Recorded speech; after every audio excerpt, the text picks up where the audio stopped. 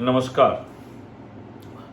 आज बिहार सरकार ने अपने मीटिंग के दौरान ये फैसला किया है कि बिहार में लॉकडाउन की अवधि को बढ़ाया जाए और उसी के तहत बिहार के मुख्यमंत्री श्रीमान नीतीश कुमार जी ने आज एक अपना ऑडियो संदेश जनता के नाम भेजा है।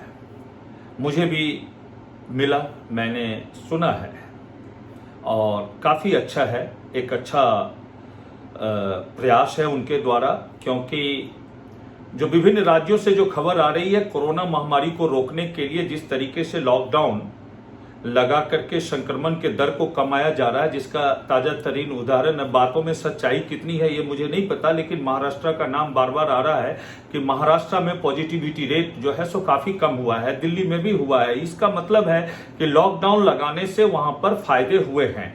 तो बिहार सरकार ने भी लॉकडाउन लगाया है और लॉकडाउन की अवधि को बढ़ाया है और साथ साथ मुख्यमंत्री जी ने जनता के नाम अपने संदेश में उन्होंने अपील किया है कि लॉकडाउन को कड़ाई से पालन करें, प्रशासनिक पदाधिकारियों को आप मदद करें और उनके साथ दुर्व्यवहार न करें, मास्क लगाएं, 2 गज की दूरी का मेंटेन करें। सही बातें हैं, लेकिन मुख्यमंत्री जी को भी पता है कि ये 2 गज की दूरी बहुत है जरूरी, ये संभव नहीं है, क्योंकि वो देखते हैं कि आखिर पुलिस भी हमारी जो व्यवस्था है वो कितने जगह कितने लोगों के साथ कैसे वो सलटेगी। क्योंकि जब बाजार खुलता है तो इतने लोग भीड़ में आ जाते हैं, उस संक्रमण को बढ़ा रहा है, ये बात सही है। लेकिन फिर भी मैं अपनी तरफ से भी अपने सगे संबंधियों, इष्ट मित्र, दोस्तों सबसे अनुरोध करूंगा, अपने बिहार प्रदेश की जनता से अनुरोध करूंगा कि आप कोरोना नियम का पालन करें, जो गाइडलाइन बनाई गई है उसको पालन करें, प्रशासनिक पदाधिकारियों की मदद करें और इससे जितना हो सके बचने का प्रयास करें। चूंकि ये वायरस सीधे सीधी हमारे अंदर घुसता है और हमारी प्राण को ले लेता है। कई सारे लोगों का दुखद समाचार आ रहा है, सुनता हूं, बहुत ही बुरा लगता है। लेकिन इन संवेदना की घड़ी में सिर्फ हम उन सभी मृत आत्माओं को श्रद्धांजलि ही दे सकते हैं, इससे ज्यादा हम लोग क्या कर सकते हैं। कोरोना ने आदमी के वास्तविक चरित्र और व्यवस्था की पोल खोल करके रख दी है। मैं एक छोटी सी मुख्यमंत्री जी की अपील के ऊपर एक छोटी सी बात कहना चाहूंगा कि मुख्यमंत्री जी, सवाल ये नहीं है कि सरकार ने क्या व्यवस्था की, यह सवाल सरकार क्या व्यवस्था कर रही है। मुझे ये जान करके खुशी है कि पीएम केयर फंड से ऑक्सीजन के वेंटिलेटर भी अस्पतालों में पहुंचाए गए। लेकिन एक छोटी सी आपकी बहुत बड़ी जिम्मेवारी बनती थी कि आप रिक्त पदों को अगर समय रहते भरते और उस वेंटिलेटर को चलाने के लिए, ऑक्सीजन प्लांट को चलाने के लिए या ऑक्सीजन की सप्लाई को सुनिश्चित करने के लिए अगर इसमें पहले से अगर काम किया गया होता तो शायद हम कुछ हद तक बचा सकते थे। किसी भी राज्य सरकार के पास इस महामारी से निपटने के लिए अग्रिम तरीके से कोई योजना उनको बचाने की नहीं है, जनता को नहीं थी। तो बिहार भी इसमें ऐसा नहीं है कि बहुत पिछड़ा हुआ है, लेकिन एक मिनिमम रिक्वायरमेंट जो होती है वो तो होनी चाहिए थी। तो सामान आपके पास सब कुछ है, व्यवस्था आपके पास सब कुछ है, आपने अस्पताल भी अच्छे बनवाए हैं, जो फोटो के मीडिया वाले ही दिखा रहे हैं। लेकिन आप देखिए, वही मीडिया ये भी दिखा रहे हैं कि आईसीयू यूनिट में आपका ऑक्सीजन कंसंट्रेटर रखा हुआ है, वेंटिलेटर रखा हुआ है, आज तक उसके रैपर नहीं उतरे, उसको कोई चलाने वाला नहीं। सरेआम अधिकारी आपके कैमरा के सामने आकर के बोलते हैं। फिर भी मैं आपसे ये उम्मीद करता हूं कि कोरोना के इस महामारी में आप बेहतरीन ढंग से निपटेंगे और बिहार की जनता की तरफ से आश्वस्त करना चाहता हूं कि भले भूल कुछ हो जाती होगी, लेकिन मरना कौन चाहता है। मुख्यमंत्री जी, उन्हें भी पता है कि हमारी सरकार के पास ऐसी व्यवस्था नहीं है कि हमें बचाया जा सके, तो हो सकता है कि उनके लिए बड़ा दुखदायी होगा। इसलिए मैं यह आपको कहना चाहूंगा कि थोड़ा व्यवस्था को और दुरुस्त करने की जरूरत है, अधिकारियों को सख्त निर्देश देने की जरूरत है, अस्पतालों को सख्त निर्देश देने की जरूरत है। इसमें हमारे स्वास्थ्य मंत्री जी को भी थोड़ा सा दौरा वौरा करना चाहिए, थोड़ा सा लोगों में डर हो ताकि वो जनता की सेवा कर सके। आफ्टर ऑल आप इतने दिन से मुख्यमंत्री हैं, मैं समझता हूं कि आप खुद समझदार हैं, आप जरूर करेंगे। हाँ मित्रों, तो मैं आज का जो हमारा टॉपिक था कि दबंगता, जमींदारी और गांव के गरीब, इस पे मैं कुछ बात करना चाहता था। मन बहुत व्याकुल हो जाता है कि जब मैं गांव जाता हूं, जब मैं वहां के लोगों को देखता हूं, जब मैं बच्चा था, जब मैं देखता था कि किस तरह से गांव में दबंगई चलती है, क्यों कैसे गरीबों को सताया जाता है, चाहे वो किसी वर्ग का जमींदार हो, वो जमींदार भूमिहार हो सकता है, ब्राह्मण हो सकता है, राजपूत हो सकता है, कुशवाहा हो सकता है, किसी भी जाति का जो जमीन जोतता है वो जमींदार है। ऐसा ये था। बड़े बड़े जमीन जोतने वाले दबंगता तो गांव में आज भी है, लेकिन पहले कुछ ज्यादा हुआ करता था। उसी संदर्भ में एक सच्ची और वास्तविक घटना का मैं उल्लेख करना चाहता हूं कि एक गांव के अंदर एक अति पिछड़ा समाज से, शायद धोबी जो होता है वो शायद अति पिछड़ा समाज से वो लोग आते हैं। उनका कुछ जमीन गांव के बीचों बीच पड़ता था और संजोग से उस गांव के उनके जमीन के बगल में वहां के एक दबंग जमींदार का भी घर पड़ता था। और वहां पे घटना कुछ ऐसी हुई कि झमेला 1.5-2 बीघा या 3 बीघा जमीन की बात थी। और मैं ये जो कहानी कह रहा हूं ये बड़ी सच्ची कहानी है। और गांव के लोग कैसे न्याय करते हैं, यही जो गांव में ग्राम कचहरी आजकल बनी हुई है, उस समय ग्राम कचहरी नहीं हुआ था, सरपंच हुआ करते थे जो न्यायिक प्रक्रिया को देखते थे। गांव में एक आज भी प्रचलित है कि पंचायत बुला लो गांव, जिसमें गांव के 10-20 लोग बैठ करके पंचायत करते हैं। वो पंचायत कैसा होता था, तो वो सरपंच साहब का कहीं ना कहीं किसी न किसी तरीके से उस जमीन पे वो अपना अधिकार जताते थे। वो गांव के सरपंच थे और वो अपना अधिकार जताते थे कि ये जो रजक जी का जो जमीन है, ये 1.5-2 बीघा जो जमीन है या 3 बीघा जो जमीन है, वो हमारा जमीन है। जबकि रजक जी ने वो जमीन को किसी जमींदार से, मुजफ्फरपुर के जमींदार से उन्होंने लिखवाया हुआ था। वो जमीन वो जोत आबाद में थी उनकी, करीब करीब उस जमीन पर उनका 25-30 साल से पोजीशन भी था, वो जमीन जोतते थे। लेकिन उनके बगल में जो एक सज्जन थे जो उच्च जाति से आते थे, जहां कभी कभी जब सामंतवादी व्यवस्था की बात होती है तो हम लोग बड़ा तिलमिला जाते हैं कि ये सामंतवादी हमको क्यों कहते हैं। तो वो व्यक्ति जो उन रजक जी के जमीन के बगल में जिसका मकान था वो जमीन लेना चाहता था। और नतीजा ये हुआ कि और वो रजक जी को बराबर उनके बीच में झगड़ा होता था। इसलिए वो बेचारे इतने नारुष्ट रहते थे रजक जी, जो उनको जमीन देना नहीं चाहते थे।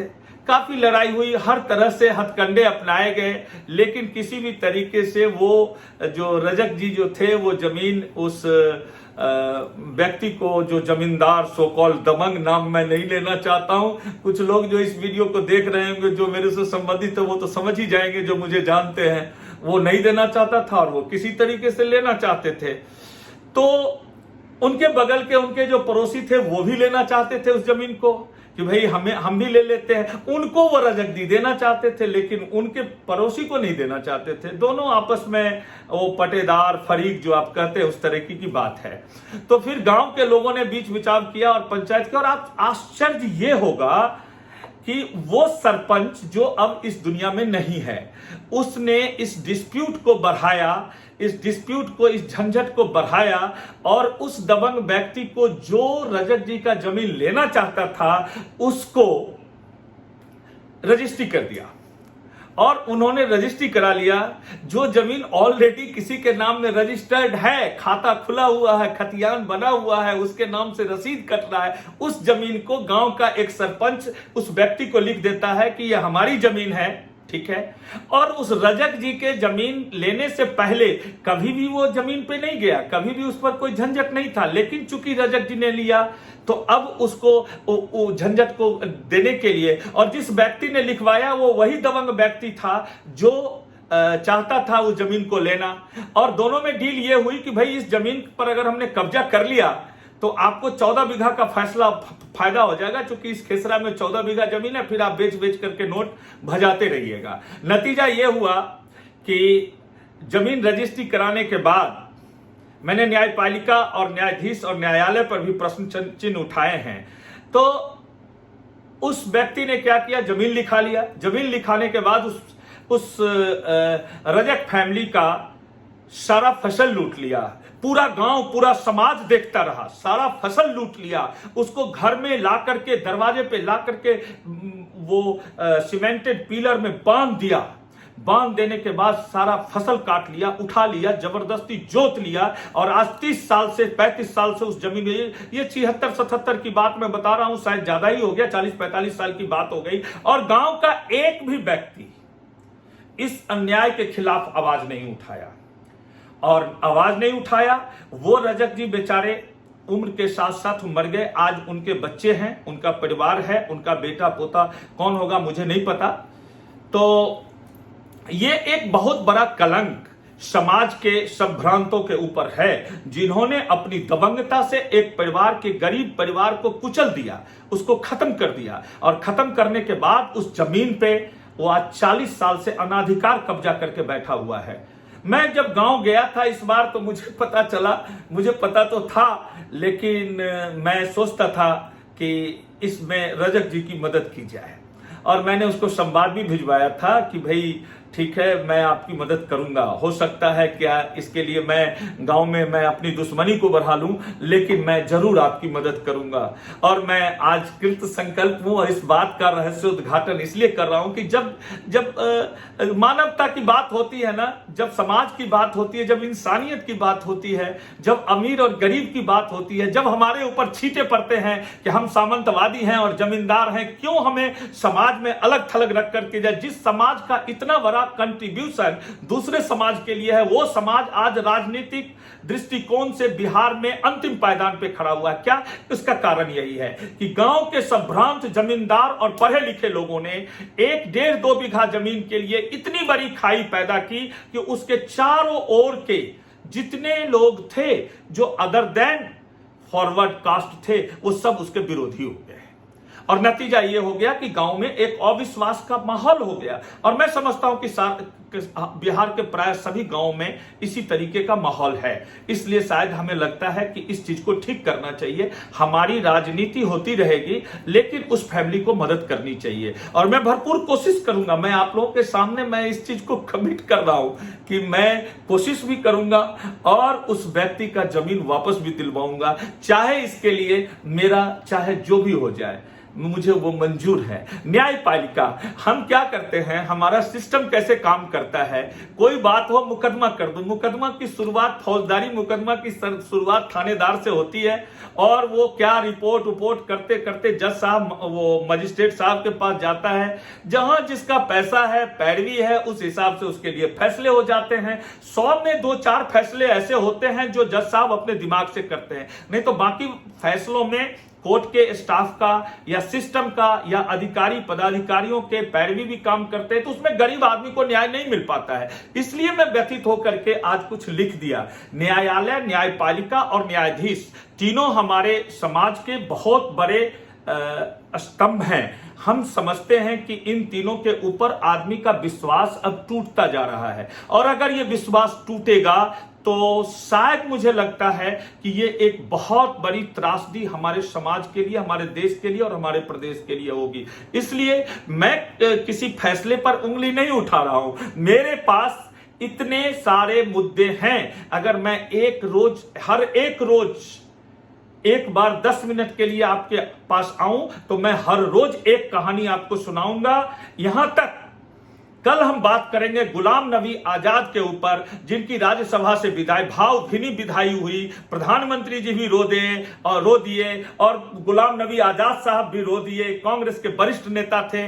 लेकिन आपको याद होगा वो एक बार जम्मू एंड कश्मीर के मुख्यमंत्री भी बने थे। और जब वो मुख्यमंत्री बने थे, उस दौरान मैं उनके राज्य में काम कर रहा था। उसकी कहानी लेकर के मैं कल आऊंगा। आज टास्क फोर्स के, वो सोनिया गांधी के द्वारा वो टास्क फोर्स के क्या हेड बनाए गए हैं, पता नहीं है कौन सा फोर्स अब चलाएंगे, क्या करेंगे कोरोना से निपटने के लिए, ये तो समय बताएगा। लेकिन घोषणा हुई है, और चूंकि उनका नाम कल आ गया, मैं बहुत दिन से उनकी बातों को दफन करके बैठा हूं, बहुत दिन से।